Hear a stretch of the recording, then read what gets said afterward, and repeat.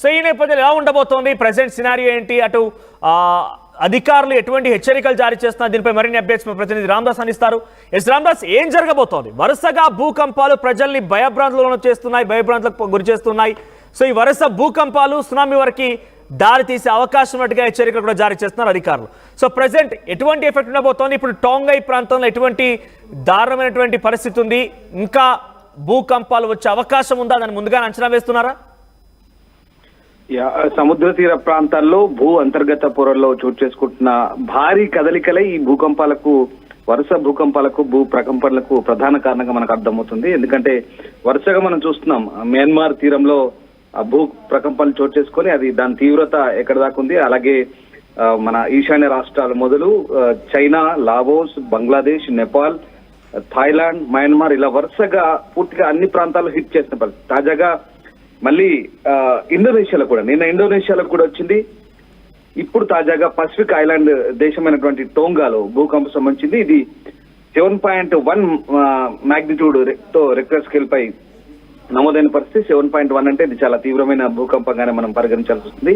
ఈ టోంగా ప్రధాన ద్వీపానికి ఈశాన్యంగా దాదాపు 100 కిలోమీటర్ల లోతులో ఈ భూకంపం వచ్చిందని చెప్తున్నారు. అయితే 100 కిలోమీటర్ల లోతులో వచ్చింది కాబట్టి పెద్దగా ప్రభావం కనపడట్లేదు. అంటే కొంత పైకి వస్తే కనుక దీని ప్రభావం చాలా తీవ్రంగా ఉండేది. 100 కిలోమీటర్ల లోతులో కాబట్టి ప్రభావం ఉంటుంది, కానీ అంత భారీ స్థాయిలో ఉండదనేది ఒక అంచనా.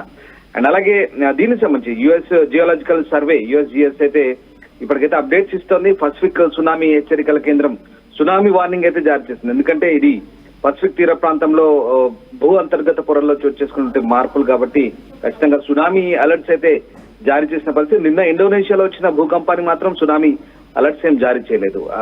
కానీ ఇప్పుడు పసిఫిక్ తీరంలో వచ్చినటువంటి దీనికి సంబంధించి అయితే ఖచ్చితంగా సునామీ అలర్ట్ చెప్తున్నారు. భూకంప కేంద్రం నుంచి 300 కిలోమీటర్ల పరిధిలోని మొత్తం ఈ కోస్టల్ ఏరియా అంతా కూడా ప్రమాదకరమైన సముద్రపు అలలు ఇప్పటికైతే బీభత్సం సృష్టించే అవకాశం ఉందని చెప్తున్నారు. హెచ్చరికలు అయితే జారీ చేస్తున్నారు. ముఖ్యంగా దక్షిణ టోంగా 171 పసిఫిక్ ఐలాండ్స్ తో కూడి ఉంటుంది. మొత్తం మీద 171 దీవులతో కూడి ఉంటుంది. అలాగే ఇది ఒక పాలినేషియన్ కంట్రీగా చెప్తారు. ఈ దేశంలో 1,00,000 మందికి పైగా జనాభా ఉంటారు. వీటిలో టోంగా ప్రధాన ద్వీపంలో ఎక్కువ మంది నివసిస్తున్నారు.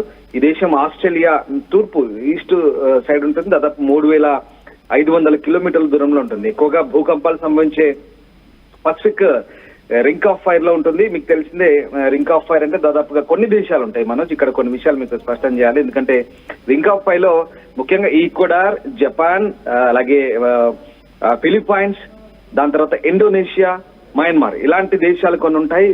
టర్కీ అంటే ఇప్పుడు తుర్కియాగా చెప్తున్నాం. ఈ దేశాల్లో తరచుగా భూకంపాలు సంభవిస్తుంటాయి. చిన్న లేదా మధ్య తరహా భూకంపాలు చాలా కామన్ అంటారు అక్కడ ఆ ప్రాంతాల్లో. అలాగే ఇప్పుడు ఇది కూడా భూకంప జోన్ లో ఉందిగా చెప్తున్నారు పసిఫిక్ రింగ్ ఆఫ్ ఫైర్ లో. దీంతో ఇక్కడ సునామీ సంభవించే అవకాశం ఉన్నట్టు కూడా యుఎస్ జియోలాజికల్ సర్వే అయితే సంస్థ చెప్తుంది. అలాగే టోంగా దీవులో ఇటీవల జరిగిన భూకంపాలు గుర్తు చేస్తున్నారు. ఎందుకంటే మనం ఒకసారి ఈ భూకంపాల గురించి చెప్పినప్పుడు దాని హిస్టరీ కూడా చూడాల్సి వస్తుంది. తరచుగా జరిగే భూకంపాలు సంబంధించి నిన్న మనం ఇండోనేషియాలో చూసాం. ఇండోనేషియాలో వరుసగా గత 4 రోజులుగా తక్కువ తీవ్రత వస్తున్నాయి. 4.4, 4.1, 4.9, అలాగే నిన్న 5.1 అలా తరచుగా వస్తున్నాయి. ఈ టోంగాలు కూడా వస్తుంటాయి, తరచుగా భూకంపాలు వస్తుంటాయి. అయితే ఈసారి ఎక్కువ వచ్చింది, 7.1 గా వచ్చింది. దక్షిణ పసిఫిక్ ప్రాంతంలో ప్రస్తుతం అయితే ఈ భౌగోళిక అస్థిరత ఏ రకంగా ఉందనేది మనకు అర్థమవుతుంది. టోంగాలో భూకంపాలు చాలా సర్వసాధారణంగా చెప్తుంటారు కాబట్టి అది అంతా కూడా ఒక లోతట్టు ద్వీప సమూహంగా చెప్తున్నారు. ఆగ్నేయాసియా పసిఫిక్ బేసిన్ అంతటా కూడా విస్తరించినటువంటి ఈ టెక్టోనిక్ ప్లేట్స్ ఏవైతే ఉంటాయో ఇదంతా కూడా ఈ ప్రాంతంలో ఈ ఆస్ట్రేలియా ప్లేట్స్ కావచ్చు, టోంగా ఇవన్నీ కూడా ఆ భూమి అంతర్గత పొరల్లో చోటు చేసుకున్నటువంటి ఒక కదలికలు. అంటే కదలికలు ఏ స్థాయిలో ఉన్నాయంటే ఇప్పుడు దీన్ని బట్టి చాలా భారీ స్థాయిలో ఉన్నాయి. సర్వసాధారణంగా కదలికలు చోటు చేసుకుంటాయి, కానీ ఇది భారీ స్థాయిలో ఉన్నాయి. భారీ సామర్థ్యంతో, భారీ వ్యత్యాసంతో కదలికలు చోటు చేసుకుంటున్నాయి కాబట్టి తరచూ భూకంపాలు సంభవిస్తున్నాయనేది మనకు శాస్త్రవేత్తల అంచనా ప్రకారం చెప్తున్నారు. ఎందుకంటే మీరు అన్నట్టు ప్రపంచవ్యాప్తంగా కూడా ఒక రకమైన భయాందోళనకు గురవుతున్నారు. ఎందుకంటే తీర ప్రాంత ప్రజలంతా కూడా ఇప్పుడు పసిఫిక్ తీరంలో కానీ తర్వాత నిన్న మొన్న మనం మయన్మార్ ఈ ప్రాంతంలో, ఇండోనేషియా ప్రాంతంలో చూసినట్టయితే కనుక వరుస ప్రకంపనలు చూస్తున్నట్టు కనుక ఒకసారి భయాందోళనకు గురవుతున్న పరిస్థితి. ఎందుకంటే మనకు తెలిసిందే 2004లో సునామీ ఏ రకంగా హిట్ చేసిందో మొత్తం లక్షలాది మంది మృత్యువాత పడ్డారు. ఆ ఎఫెక్ట్ ఇండియాలో కూడా పడింది, మనకు అదంతా తెలిసిన విషయం. సో ఆ రకంగా ఇప్పుడు మళ్ళీ సునామీ వస్తే ఏంటి పరిస్థితి పసిఫిక్ బేసిన్ లో అనేది కూడా ఒక రకమైనటువంటి చర్చ జరుగుతుంది. ఈ టెక్టోనిక్ ప్లేట్స్ దీనివల్లే ఈ ప్రభావం చోటు చేసుకుందని చెప్తున్నారు. అయితే టోంగా దీవులు మాత్రం ఆస్ట్రేలియాకు దగ్గరగా ఉండడంతో భూకంపాలతో ఆస్ట్రేలియాకు సునామీ అలర్ట్స్ అయితే జారీ చేసిన పరిస్థితి కనబడుతుంది. దానిపై ఆ దేశం కూడా స్పందించింది. ఎట్లాంటి ఇబ్బంది లేదు అని చెప్పేసి ఆస్ట్రేలియా మెట్రలాజికల్ బ్యూరో అయితే ప్రస్తుతానికి అనౌన్స్ చేస్తున్న పరిస్థితి. వాటెవర్ ఏదైనప్పటికీ కూడా చాలా అలర్ట్ గా ఉండమని చెప్పి శాస్త్రవేత్తలు అయితే చెప్తున్నారు. ప్రధాన ద్వీపానికైతే ఈశాన్యంగా 100 కిలోమీటర్ల దూరంలో ఈ భూకంప కేంద్రం ఉన్నట్టుగా టోంగాకు వెల్లడిస్తున్న పరిస్థితి కనబడుతుంది. 7.1 మాగ్నిట్యూడ్ అంటే ఇది మామూలు విషయం కాదు. బట్ అలర్ట్ గానైతే ఉండమని చెప్పి ప్రజలకు హెచ్చరికలు జారీ చేస్తున్నారు. ఎందుకంటే దాదాపు మరొక 7 నుంచి 10-12 గంటల పాటు అబ్జర్వేషన్ అయితే ఉంటున్నారు. చాలా అప్రమత్తంగా ఉండాలి. ఎందుకంటే సముద్ర తీర ప్రాంతంలో కనుక సునామీ ఒకవేళ సముద్రంలో వస్తే దాని తీవ్రత మనం చెప్పలేం. ఎందుకంటే నగరాలే తుడిచిపెట్టిపోయిన చరిత్ర ఉంది సునామీలో. పూర్తిగా జనావాసాలంతా కూడా సముద్రంలో కలుపుకుంటుంది. కాబట్టి చాలా అప్రమత్తంగా ఉండాలనే హెచ్చరికలు అయితే జారీ చేసిన పరిస్థితి. ప్రస్తుతానికైతే ఈ టోంగాలో సంబంధించిన భూకంపానికి సంబంధించి ఎట్లాంటి పూర్తి స్థాయి సమాచారం లేదు. నష్టం ఎంత జరిగింది, ప్రాణ నష్టమా లేదంటే ఆస్తి నష్టం అనేది తెలియట్లేదు. సో మొత్తం మీద అయితే జర్మనీకి చెందినటువంటి జియోలాజికల్ సర్వే కూడా దీనికి సంబంధించి కొన్ని అంచనాలు అయితే చెప్తుంది. మొత్తం మీద ఈ టోంగా అనేది ఒక ఐలాండ్స్ సముదాయం. దాదాపు 171 మీకు ఇందాక చెప్పాను, దాదాపు 1,00,000 మంది ఉంటారు. సో ప్రస్తుతానికైతే ఇక్కడ అలర్ట్ గానే ఉంటున్నారు. దట్టమైన వర్షారణ్యాలు కలిగి ఉంటుంది. అలాగే పగడపు దిబ్బలు ఉంటాయి, బీచ్లు ఉంటాయి, తెల్లటి ఇసుక బీచ్లు ఉంటాయి. ఆస్ట్రేలియా తూర్పు ప్రాంతంలో ఉన్నటువంటి టోంగా అనేది ఒక టూరిస్ట్ ప్లేస్ గా చెప్తున్నారు. సో ఆ రకంగా అగ్నిపర్వతాలు కూడా ఉంటాయి. మీకు ఇంకో అప్డేట్ చెప్తాను. ఇక్కడ అగ్నిపర్వతాలు కూడా కామన్ గా ఉంటాయి ప్రాంతంలో. కాబట్టి తరచుగా అవి అగ్నిపర్వతాలు బద్దలవుతుంటాయి. కాబట్టి ఈ భూ ప్రకంపనలు అనేవి చోటు చేసుకుంటున్నట్టుగా చెప్తున్నారు.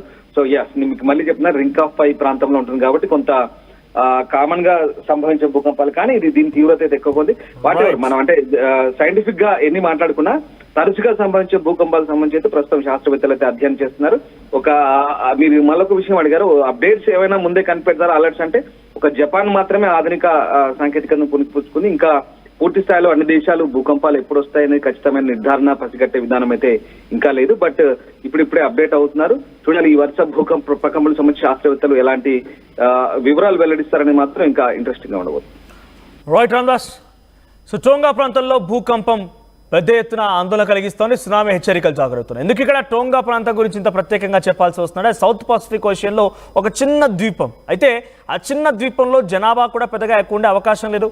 అదొక చిన్న మన ఎగ్జాంపుల్గా మీకు అర్థమయ్యే విధంగా చెప్పాలంటే అది తెలంగాణ లేదా ఆంధ్రప్రదేశ్లో ఒక చిన్న జిల్లా స్థాయిలో ఉండేటువంటి చిన్న ద్వీపం మాత్రమే. అయితే ద్వీపంలో ఇప్పుడు 7.1 తీవ్రతతో భూకంపం సంభవించిందని అంటే దీని ప్రభావం సునామీ వరకు వెళ్తుంది. సునామీ కనుక నిజంగానే తలెత్తితే ఏకంగా సముద్రం మధ్యలో ఉన్నటువంటి ద్వీపంలో ఈ రకంగా సునామీ కనుక వస్తే దాని ప్రభావం ఎంత దూరంగా ఉంటుందో అర్థం చేసుకుంటే తలుచుకుంటే కొంత భయాందోళనగా రేకెత్తుతున్న పరిస్థితి కనబడుతోంది. మీరు చూడొచ్చు అక్కడ రెడ్ కలర్ స్పాట్ అయితే కనబడుతుందో ఆస్ట్రేలియా మీకు కనబడుతుంది కదా. ఆస్ట్రేలియా దగ్గర నుంచి ఎగ్జాక్ట్గా ఆ రెడ్ కలర్ ఆరో మార్క్ స్టార్ట్ అవుతున్న దగ్గర నుంచి రండి రెడ్ కలర్ మార్క్ అక్కడ ఎగ్జాక్ట్గా ఇప్పుడు పైగై టోంగా ఐలాండ్కి సంబంధించి పైగై అనేటువంటి గ్రామంలో 100 కిలోమీటర్ల దూరంలో ఈ యొక్క భూకంపం సంభవించింది. 10 కిలోమీటర్ల దగ్గర భూకంప కేంద్రం నమోదైంది.